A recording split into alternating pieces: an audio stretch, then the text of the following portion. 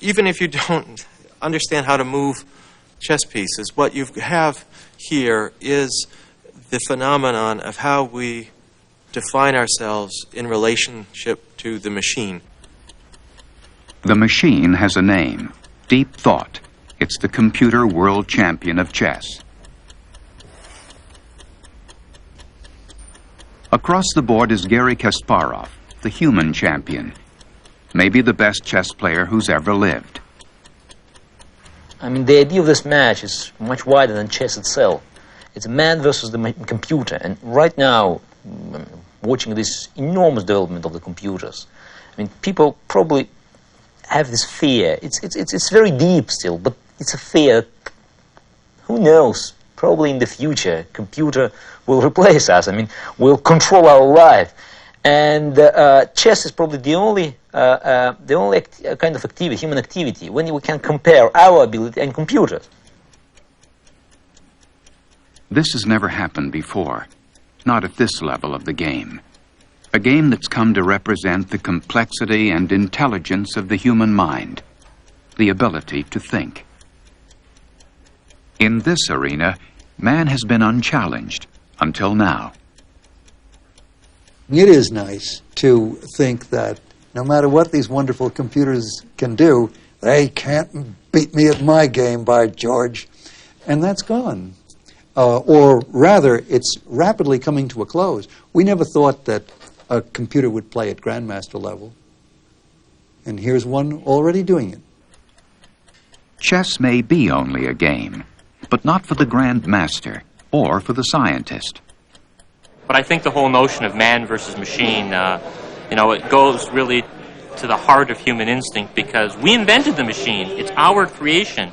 And in some sense, to have this machine be better than us, I mean, this is almost a foreboding of a lot of the things that have happened in science fiction stories that we put off as being mere fantasy. But unfortunately or fortunately, depends on your point of view, these days may not be that far away.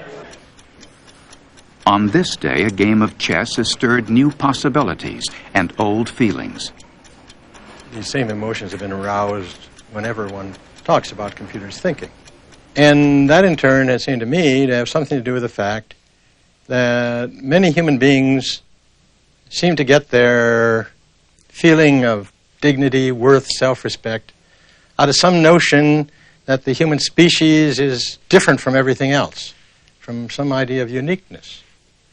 And of course, then, if you take away some kind of uniqueness, that's very upsetting. And I guess there were some guys who were very upset when Galileo said, or Copernicus, you aren't right in the center of things. In the moments before their match, the adversaries are at the center of a brave new world of chess and the microchip. Like fighters before a title bout, they're pressed for clues to the outcome and meaning of their confrontation. I think you're right, but one has to be a good tactician and very patient.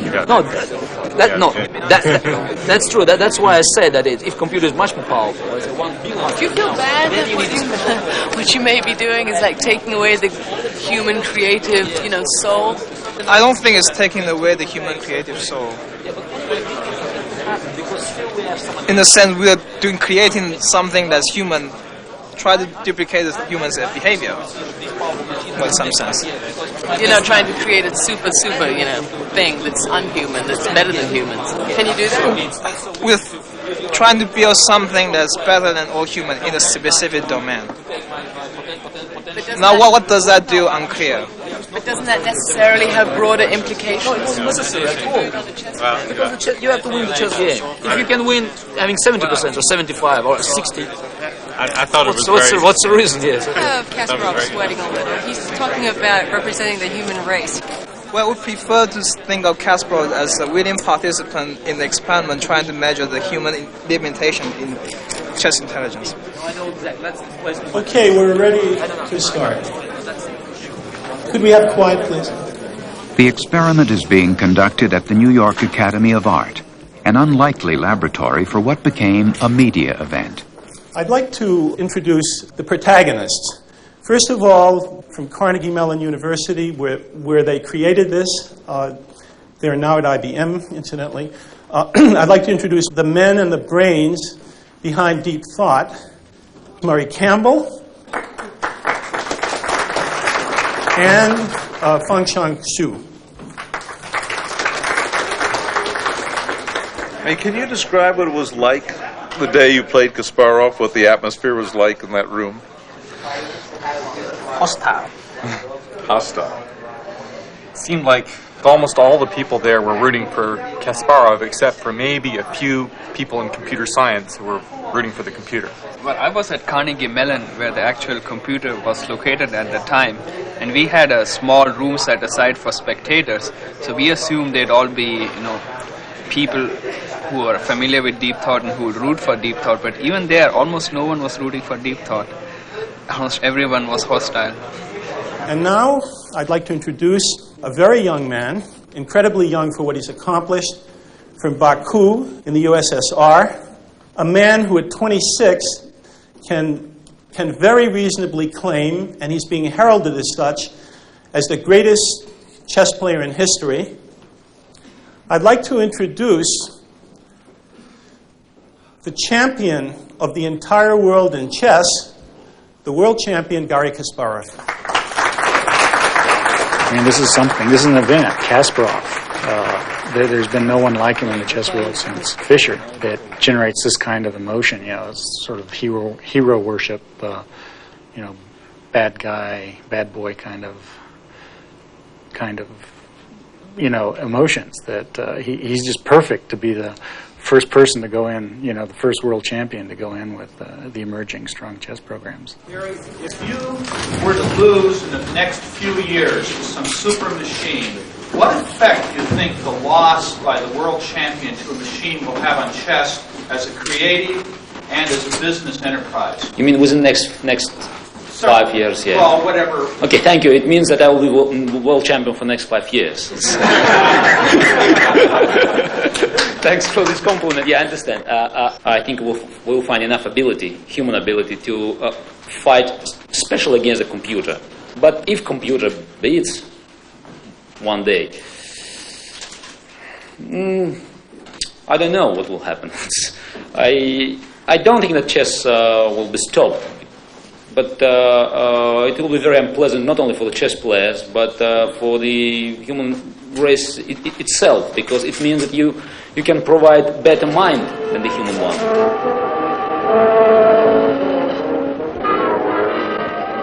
A thought unpleasant to some has inspired others who would turn smoke and fire and metal into a mechanical grandmaster.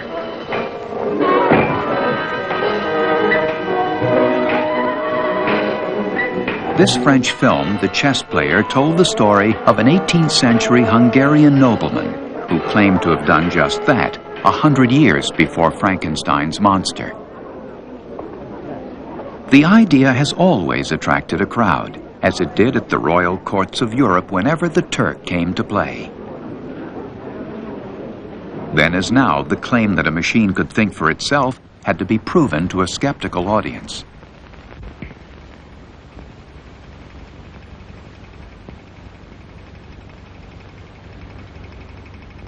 What the public saw was a complex automaton whose gears and levers were carefully charted and studied. The Turk was one of the most popular and successful chess players on the continent.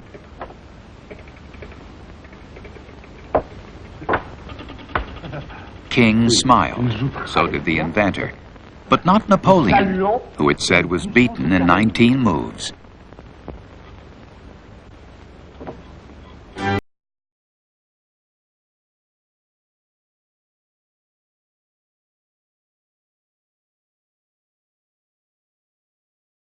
Ajib, the greatest wonder of the 19th century.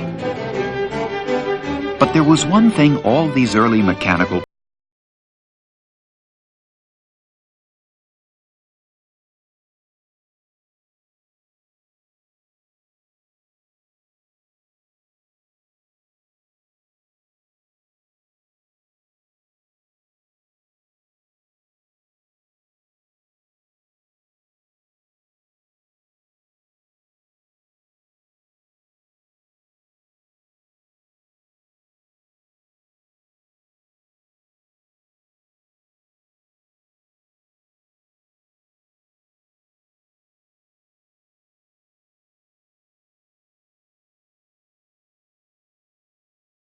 early on a challenge to see how far we could carry computer programming into the realms of what is usually regarded as human intelligence.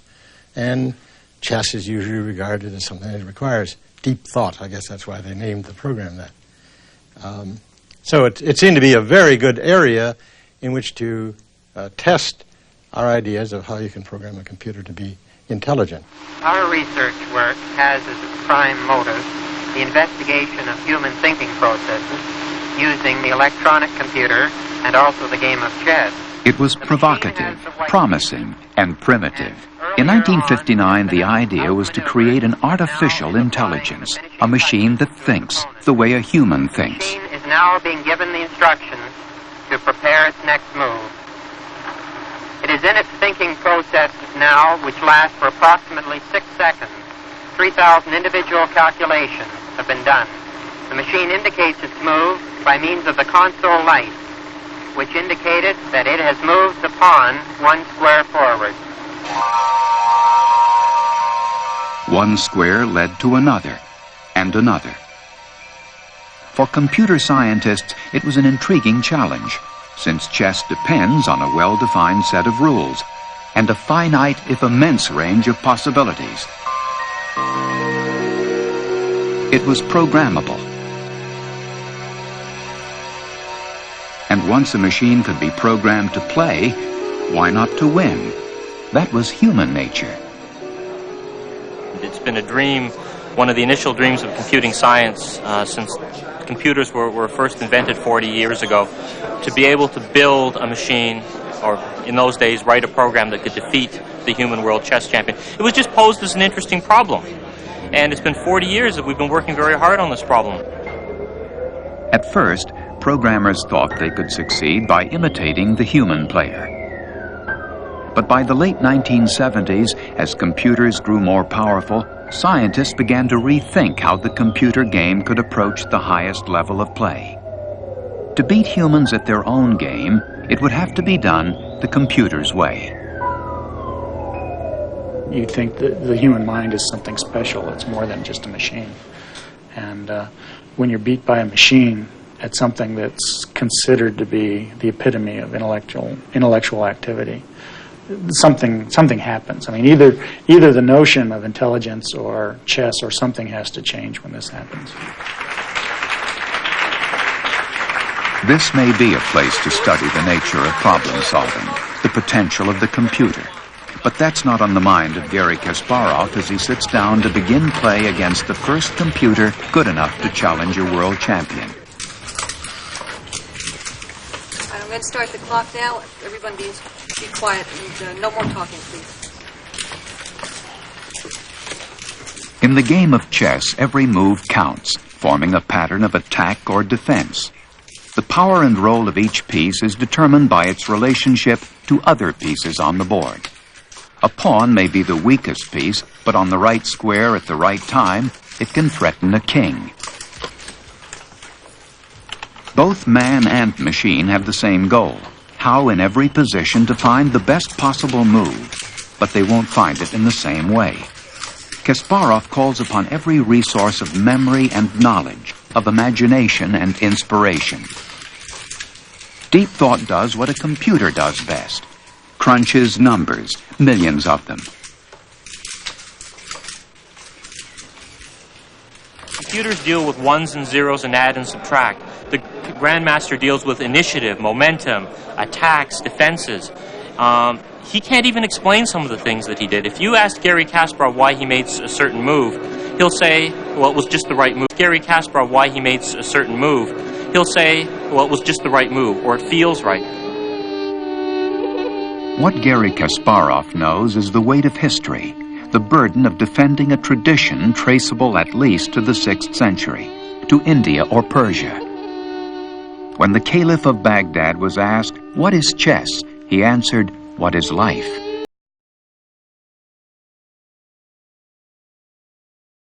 Faithful, the 64 squares hold incomparable beauty and impenetrable mystery.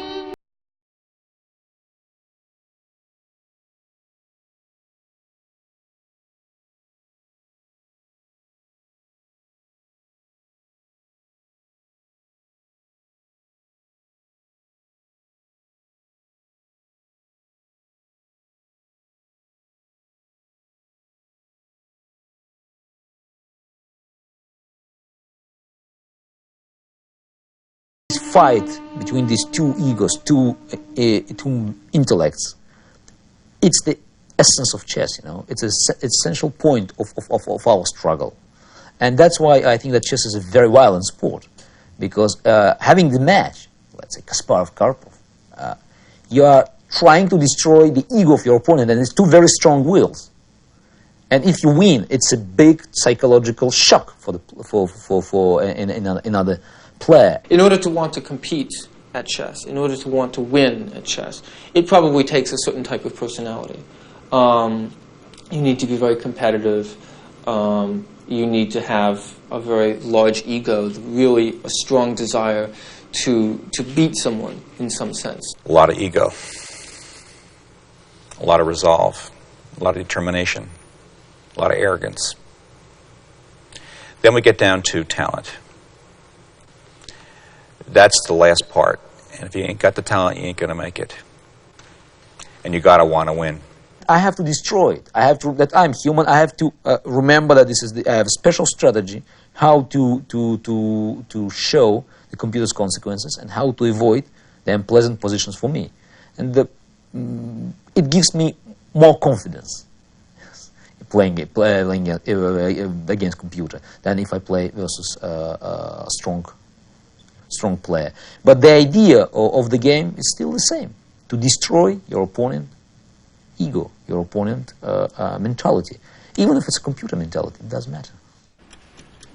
To outwit a computer's mentality, Kasparov has prepared for deep thought as he would any other opponent, by carefully studying 50 of its previous games. Playing the white pieces, deep thought moved first. Kasparov chose a Sicilian defense named for an Italian priest who first recorded the move in the year 1617. After 10 moves and an exchange of minor pieces, the game is fairly even. It's about ready to play. Ooh, it's coming up, and that gives it a score. It thinks it's got almost half a pawn advantage at this point. It thinks white has a very strong position in this particular configuration. White has a very strong, dominating position in the center, and deep thought likes that sort of position. The game's mathematical limit is vast. For the machine, speed is essential. The faster the computer, the more positions it can examine. It's looking at close to 700,000 chess positions every second as it's calculating this. And by the time we're done, in maybe a minute, that's 50 million chess positions. Chess may be both art and science, but in the computer chess game, it's also engineering. Carnegie Mellon University, birthplace of deep thought, is a pioneer in the quest to build a chess machine better than any human. So deep thought starts when it's making a move by sitting at a little chessboard. So there it is, okay? And the game of chess is played by making moves from this. So this is the way the actual game of chess is played, is by making moves from this, which move to a new chessboard, at which point, let's use another color, at which point the opponent, so we'll put human in red and this in blue, okay? The human opponent makes a move, and that's the way the actual game would go. Deep thought makes a move, human makes a move, deep thought makes a move, okay? If you're sitting here trying to make a move, then the question is that the right way to go? There are other things that you can do, okay? So, in fact, you might look at this or this or this. At the chessboard, it's not a matter of luck. There's no roll of the dice. To begin the game, there are 20 possible moves. After one move by each side, the number of possible board positions increases to 400. After 3 moves, to more than 20,000. By mid-game, to look ahead several moves involves possibilities in the trillions. To find the best move, deep thought must look at every possibility that time allows, at a game tree whose branches extend in every direction the game can take. There's no way in which any computer, present or prospective, could play out all the branches of the game tree. You can get various numbers to estimate how big that is. I used to say 10 to the 120th, but that's probably too big. It's probably only like 10 to the 50th. Well, that's a number that's order of magnitude the number of molecules in the universe. And so the problem sitting here, if, I don't know, that's the human, I guess. I don't know what deep thought is. Deep thought looks like this. It's got squares or something like that, okay? So if this is deep thought, not the human here, it's got to consider all the different ways the game might go. Someplace out here, so let's take it here. Someplace out here, a good thing happens. Deep thought, from deep thought's point of view. Deep thought, in fact, takes a rook. It takes something, takes a piece of material off the board. And that's the case, then that's a big plus for it. But if that's the case, then the human is certainly going to see that, right? So the human certainly isn't going to go do that move. Human's going to go and take this move, for which, in fact, we may go way out here some more before good or bad things happen. The computer determines which moves are good or bad by its evaluation function, which assigns a numerical value to each piece on every square of the chessboard. Well, deep thought is partly number crunching, but partly more generally symbol crunching, because it's looking at actual chess positions stored in the computer. But the symbols there don't represent the numbers from 1 to 10. The symbols there represent queens and pawns and rooks and so on in a certain geometrical relation. We know how to program a computer memory so it'll keep that geometric information around. Sort of like like your mind's eye, like a mental image. And what it does is to say, well, if I made this move and the board was changed in this way, what would it look like then? The number crunching is all at the end of this process when it finds a position and wants to evaluate it. Then it says, oh, I've got 2 rooks and a bishop and a knight, that's worth 16 points, and so on. And I've got this center control and so forth, and that's worth so much, so it kind of adds it up. So here you are, sitting back here at the beginning, where none of these moves have been made, okay? And your problem is to go out and search, which is why we always search out, and when you find things, to realize what the opponent would do and therefore what you ought to do, in order to find out that in the long run, this one didn't work and that one doesn't work, but this is in fact the best one that you can see in terms of how far out you can look, okay? And so that's what's called the search of, this is called the game tree. Doesn't look much like a tree, but if you turned it this way and drew it up like this, then it would look like a bush growing up. It's called the game tree, and this is called the search of the game tree, deciding whether there's a plus or you lose a rook out there, or the position is simply bad for you, you're all cramped in one corner. That's called the evaluation function, and that's how these things play chess. Well, I can start the program, and what it does is it searches down to a depth of 4. That means it looks ahead 2 moves for white and 2 moves for black, and comes up with a value. In this case, it thinks the value is 4. That means it's slightly better for white, and it wants to play the move e4. Then it comes back and does the whole thing again, except doing it one move deeper. So it searches ahead 3 moves for white, 2 moves for black. So that's 5, what we call ply. And in that case, it changes its move, and it plays a different move, knight to c3. And then we continue this process. It's called iterative deepening. You go deeper, step by step. Now it's going 6, 7, 8, and then it'll reach this maximum depth that it's set. We can call that the horizon. And then at that point, it's going to evaluate the position. The whole search through all these possibilities, the goal is to find the line of play that leads to the best position. The position with the highest value for the player that's on the move. The prototype for deep thought sits on the floor of an engineering lab. It was built for a few $1,000s from scraps by a graduate student who didn't play chess.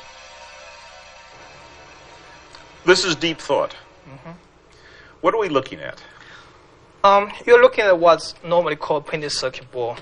And there are 2 processes on this. Each process can process about 500,000 chess positions per second. And combined together, depending on the software, it'll examine between 700 to 800,000 positions per second. And the core to both processors is a so-called chess move generator. Here's blows up micro photographs of the chips. And it can have nice 8x8 patterns.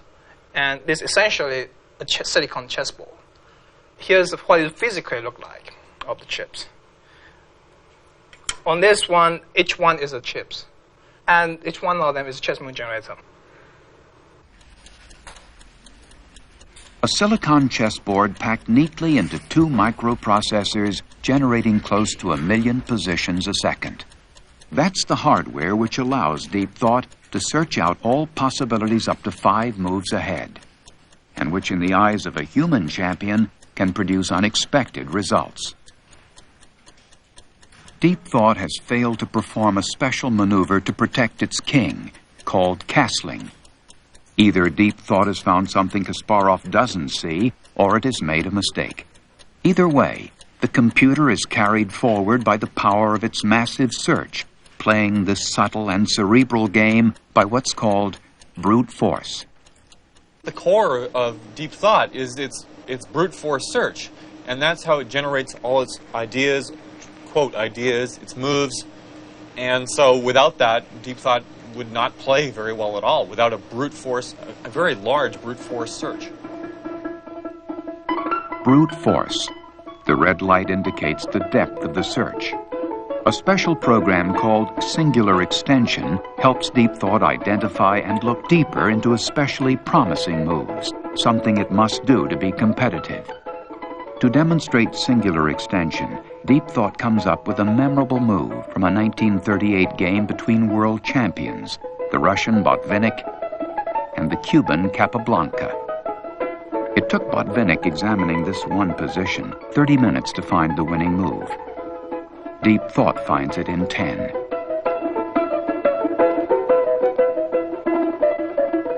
Singular extension gets more out of a computer's search, enabling Deep Thought to see as many as 20 moves ahead in complicated positions.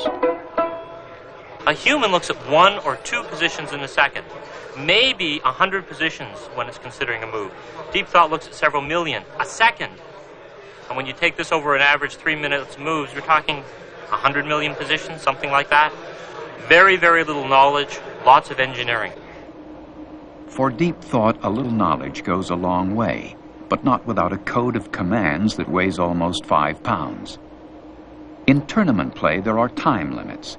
For Deep Thought, that means a trade-off between time spent on search and time spent on knowledge, including its evaluation function. The Deep Thought team believes more speed alone, a deeper search, will be enough to win, but they're taking no chances. You need some minimum amount of knowledge. And of course, the more knowledge you have, the less speed you need. But the way we look at it is that if we can add a little bit of extra knowledge, that gives us an extra margin of safety in achieving our goal to beat Kasparov. More has been written about chess than for all other games combined.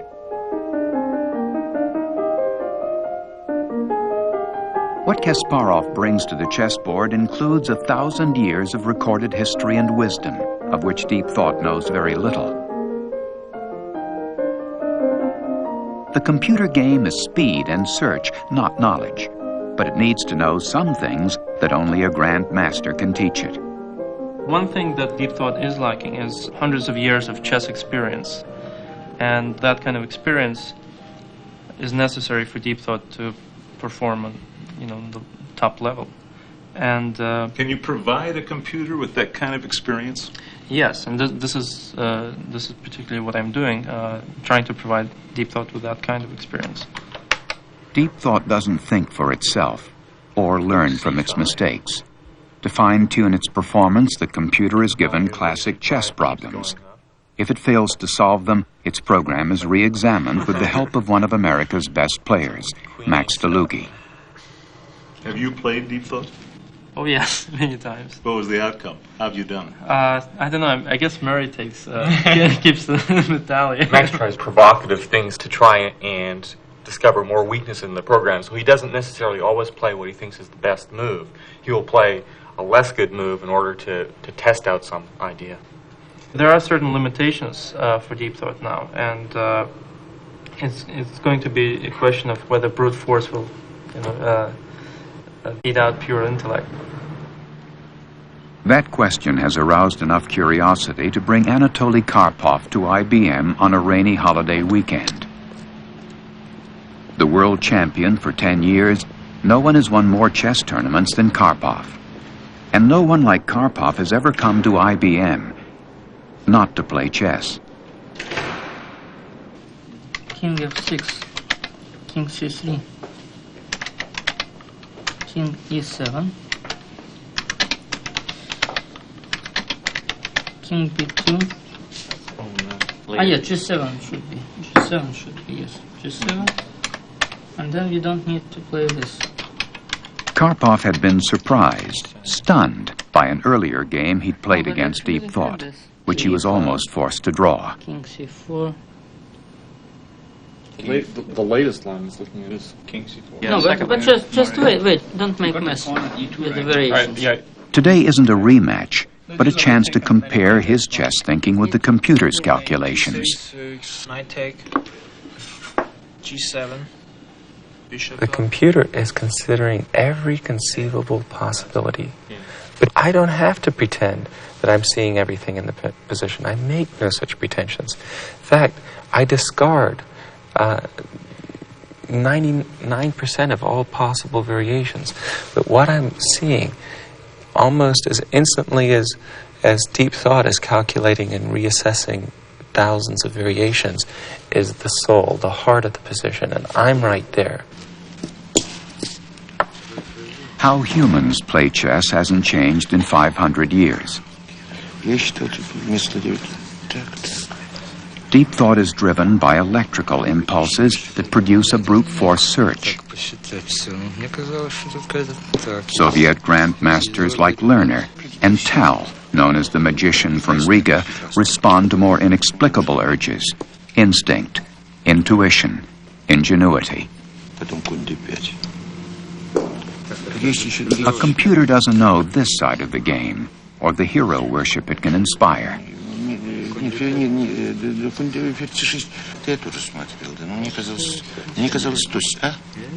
There is such great difference between computer's operation and human. Chess is not only pure calculation. Even if computer calculates millions of the position, you still have to evaluate or to not evaluate, but just to understand the position itself. I mean, common sense.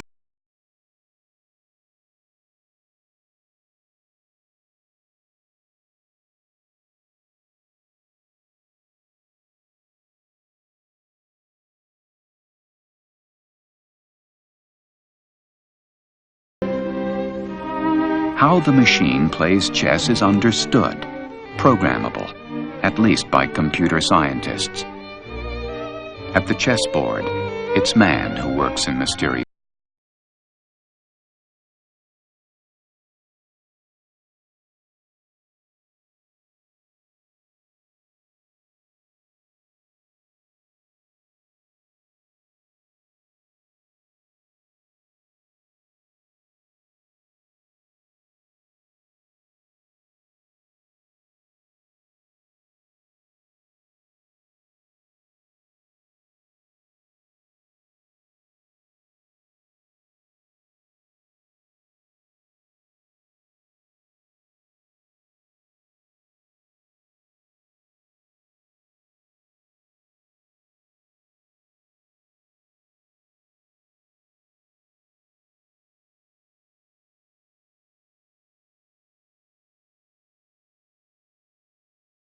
My own feeling is that we're going to finally shake the idea that everything has to be done in man's image. We're going to find out that man, as marvelous as he is, evolved to meet a set of needs, and that there are all sorts of other needs which man has himself created, which machines probably deal with much better than man can do himself, and I think this is going to be an example of that. In a chess game, humans can suffer lapses of concentration or memory and commit blunders. Computers have bugs. A bug had delayed Deep Thought's castling maneuver, costing it time and wasted moves. In pieces, the game was still about even, but the initiative had shifted to Kasparov. Deep Thought's strength is tactical, short range, the ability to analyze a specific position. Its weakness is long-range planning, strategy, the very heart of the human game. No one knows this better than Robert Byrne, a grandmaster and regular sparring partner for Deep Thought.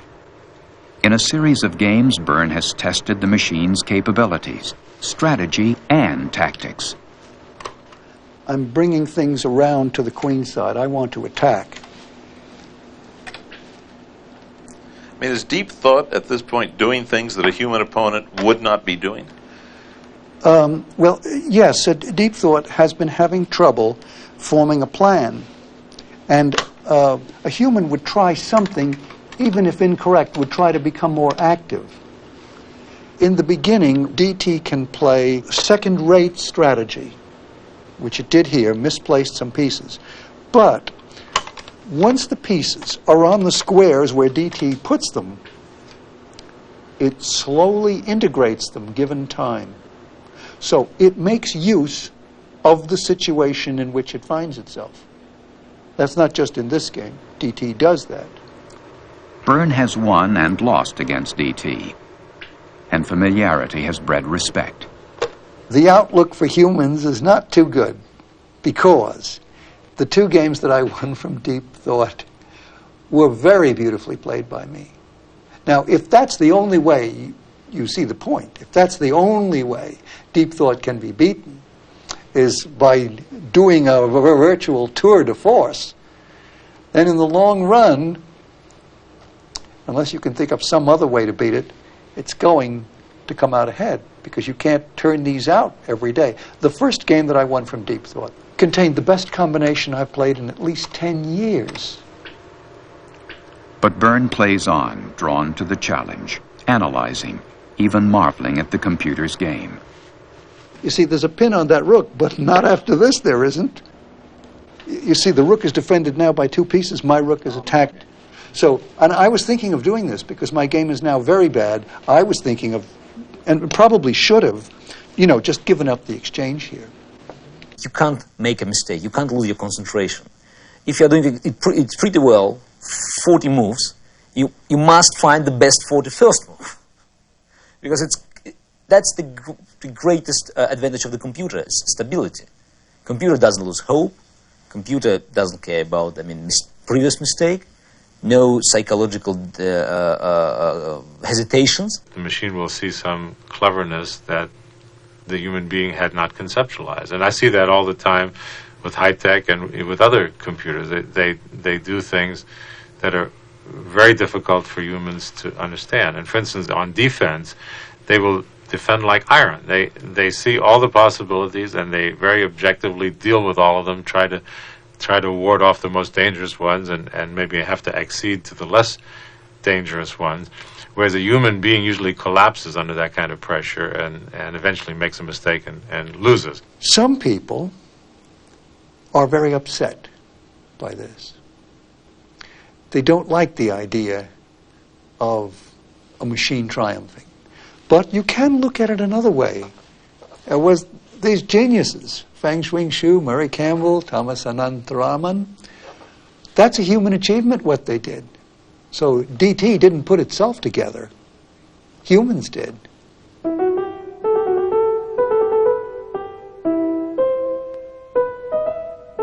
There are men behind the machine. Here at IBM, the team that created Deep Thought as graduate students have proven that whether or not a computer can think, it can in this field compete.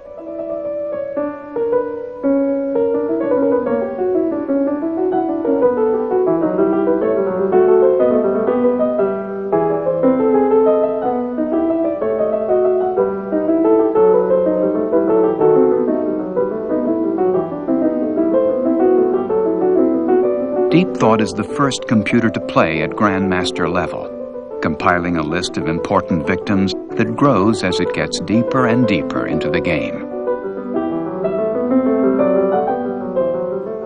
It's very important that they refuse to follow the traditional way, to copy our brains, our mind.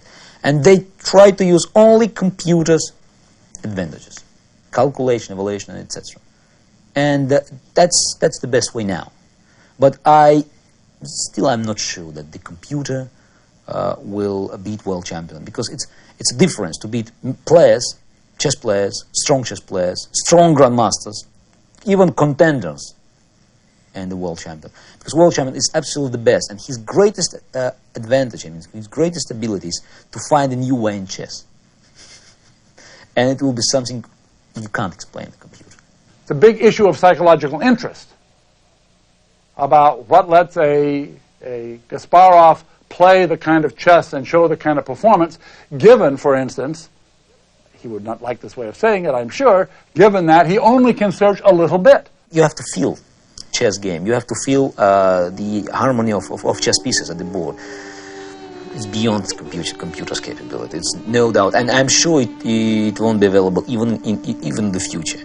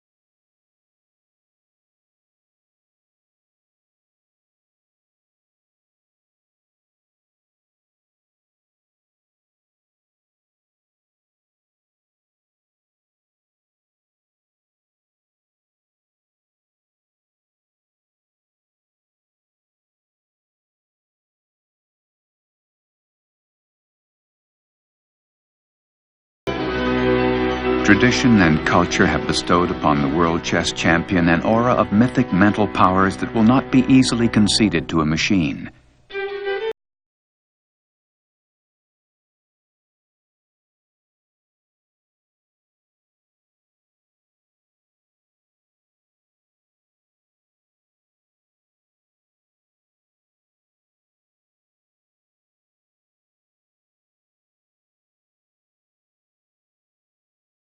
See, one of the beautiful things about chess is its complexity. Humans have so many different ideas, and there are games and positions still in the Fischer-Spassky match in '72 that haven't been clearly explained. I mean, in any games.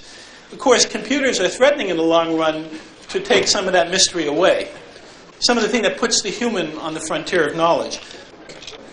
And the machine comes back. We don't have to explain this anymore. We know why it's doing that. It doesn't see anything else to do. It's just waiting.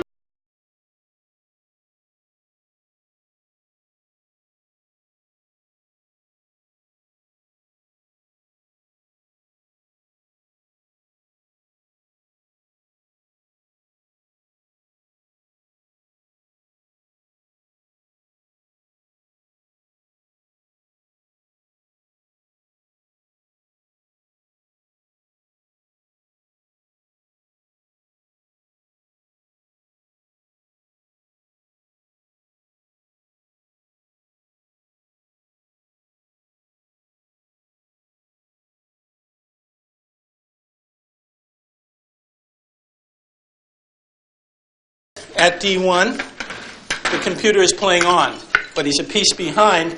And indeed, it was correct in evaluating some moves ago that its position was worth a piece less. Did it see all this? I don't know.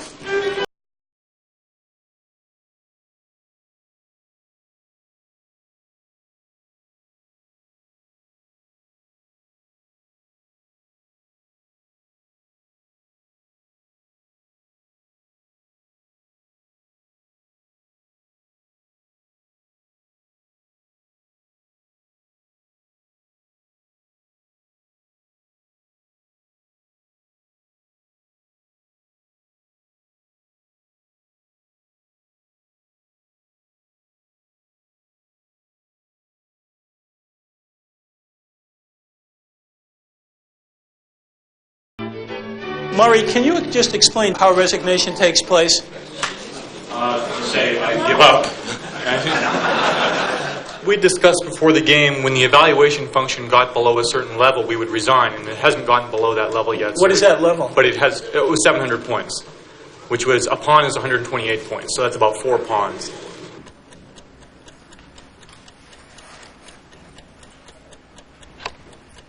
And then, after 52 moves, it was over.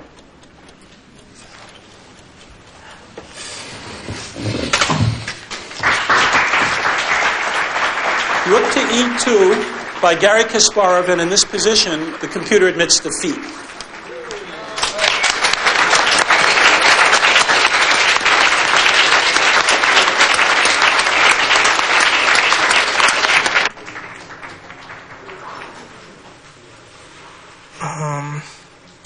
I think there's always there's a man versus machine element involved, because even at the beginning of history, people has always had fascination of creating his own equal, and this sort of a step toward that dream.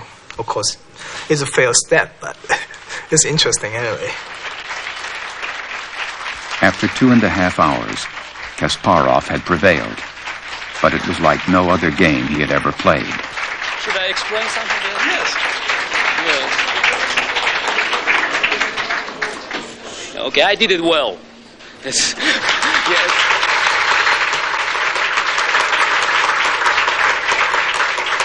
Before the first game, I was a little bit worried because playing versus human being, I have my opponent opposite me, and it's kind of energy goes between us. But today there's no human being and there was no energy. It's kind of black hole. But I discovered a new source of energy because I played against computer and the audience, it's just human beings. Everybody wanted really to crash the computer because we have something common. We're a human being, and thanks very much for this enormous energy supply.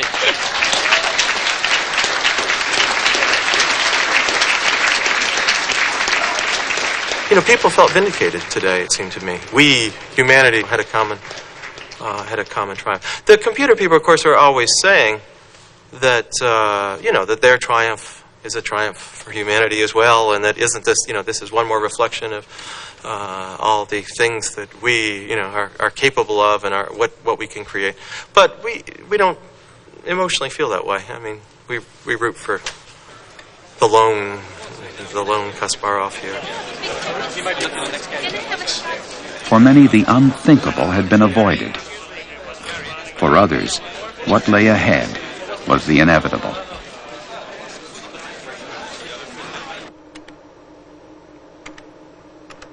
Back at his drawing board, Sue is working on what he calls the ultimate chess machine. One that by running 1,000 chips in parallel will look at 1 billion moves a second and become champion of all the world. So once you can look at 1 billion board positions a second, you've got it. That's the way I figure, yeah.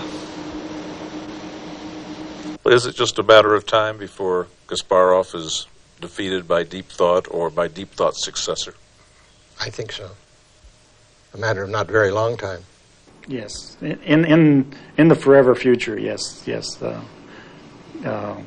Something that a 3-year-old will hold in their hand will beat the world champion. There's no doubt about that. It's inevitable. The machines are getting faster and faster, and humans are staying more or less the same. Absolutely. Without a doubt. Without a doubt. Many have said that Kasparov is the last human world champion. I don't know. We shall see when I lose my challenge. Because it will happen once. I don't know when, but it will happen. And then I understand that's the limit. Right now, there is no limit because I can win any challenge. And I have no doubt I didn't use my 100% capability. Not yet. It wasn't necessary. And probably that's a great pity for me, yes. I want to use it fully. And for right now, for me, I think it's the only chance is to face the computer with 1 billion operations a second. Within 5 years, I will show my real chess, what real I can do at the chessboard. That's how it started in the first place, as a way to find out what man and machine could do at the chessboard, to find out more about computers and about ourselves. After all, when we get through with the mind, we will go back to how humans can feel. So machines, in fact, can't feel sad. They can't feel empathetic. They can't feel sort of joyous and smile. They can't feel good when they get up. They can't feel depressed. So it turns out that those will be the real human things, and you can have your ability to think that will sort of pass in the night as the key thing. So it's only now that the key is sort of on the intellectual activities that we think that's all important. And maybe after 3 rounds, or maybe more than 3 rounds of this, we might rethink the whole situation and say, maybe the important thing isn't our uniqueness at all. Maybe the important thing is that we sit on this little pale blue globe, at least that's the way it looks from space, along with all the other creatures and the plants, and that's where we're going to live for a long time, and we better learn not how to be unique, we better learn how to live with the rest of nature, to be a part of nature.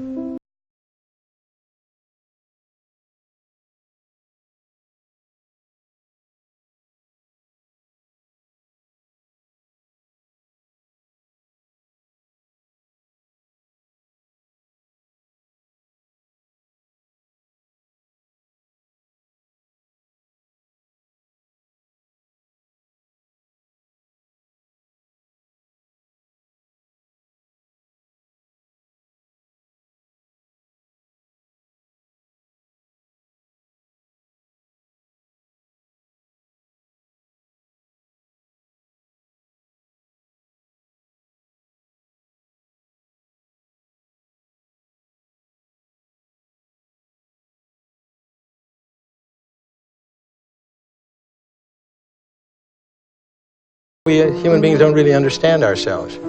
So I put a very high priority on getting a deeper understanding of human beings, including our thought processes. And I see the computers as having helped us and helping us toward that goal. So I don't think it's important whether computers can beat people or people can beat computers in chess any more than I think it's important whether racehorses can beat marathon runners or marathon runners can beat racehorses. That isn't what human race is all about. But I do think that it's terribly important that we get a deeper understanding of ourselves. And if computers can help us do it, which I think they can, obviously, then we ought to be using them to do it.